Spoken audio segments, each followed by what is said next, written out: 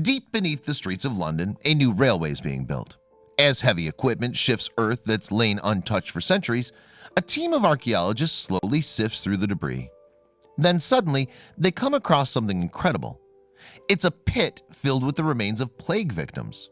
Two skeletons have an eerie bond. In May 2009, developers in London, England began work on a new underground train line. Dubbed Crossrail and later the Elizabeth Line, its goal is to relieve pressure on the city's busy existing network. But as work continues on the groundbreaking line, some rather unexpected discoveries have begun to surface. Throughout the course of construction, all sorts of relics have cropped up on the Crossrail line. From Roman horseshoes to medieval animal bones, all manner of surprises have been turned up in the earth beneath the capital. In fact, there have been so many that a team of archaeologists has been assigned to document them. In 2013, Crossrail workers sank a shaft into the ground near Charterhouse Square in central London. Afterwards, archaeologists from the Museum of London Archaeology were called in to excavate the site. And amazingly, they discovered the skeletons of 25 individuals that had been buried for centuries beneath the streets of London.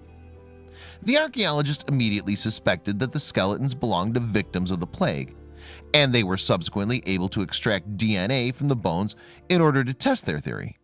Sure enough, the skeletons were revealed to have been exposed to Yersinia pestis, the organism that creates the plague. Back in 1348, London was in the grip of a terrible disease. In June, a sailor had arrived at Dorset on the south coast of England carrying the bubonic plague. And by autumn of that year, the disease had spread to the capital and was wreaking havoc throughout the population. The disease, which became known as the Black Death, was lethal. First, sufferers would break out in swelling known as buboes, caused by bacteria multiplying in their lymph nodes. Then the disease would spread to major organs like the lung and the spleen. Normally, patients would die soon after becoming infected, and although some physicians attempted to cure the disease with practices such as bloodletting, tens of thousands of Londoners lost their lives. In fact, estimates put the figure at anywhere between 25 and 60% of the city's total population. Of course, that left the survivors with a lot of burials to deal with.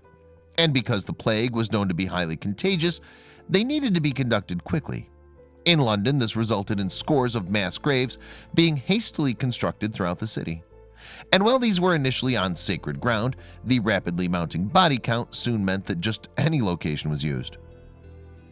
One such location was Smithfield, now part of central London. Eventually, the makeshift cemetery would go on to house a staggering 50,000 corpses. In fact, it was such a significant burial ground that the Charterhouse Monastery was built nearby to cater for the spiritual needs of the dead. When the Crossrail workers dug their shaft beneath London, they had inadvertently revealed part of the vast plague pit. And among the skeletons they recovered were two that had a particularly fascinating story to tell. Buried in the third, most recent layer of graves were two men who are thought to have died in the 15th century.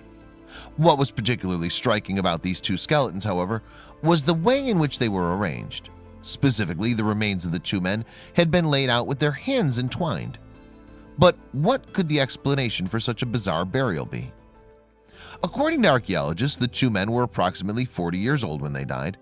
They were laid to rest in a double grave with their heads aligned towards the right. What's more, the right hand of one of the men was arranged so that it clasped the left hand of the other.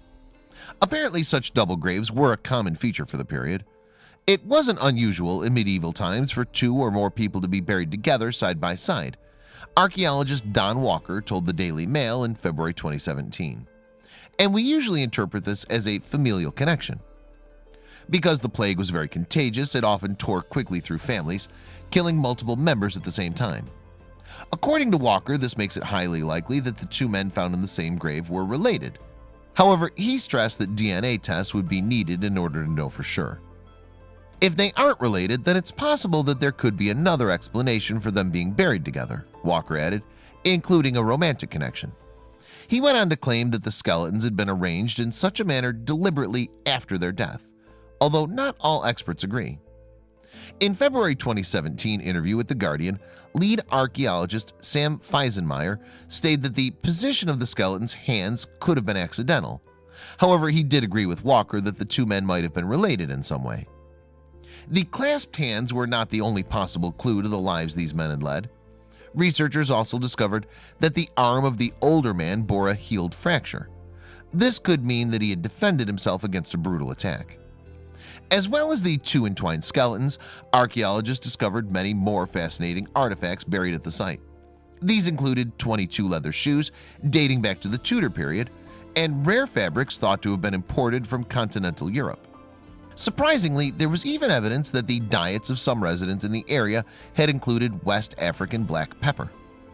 In fact, these men were just another two victims of a deadly disease that would return again and again to devastate London over the years. But now they're able to provide archaeologists with intriguing clues as to how 15th century Londoners might have treated their dead. In fact, one of the skeletons is now on display at the city's Museum of London Docklands, ready to be inspected by the prying eyes of an entirely different civilization.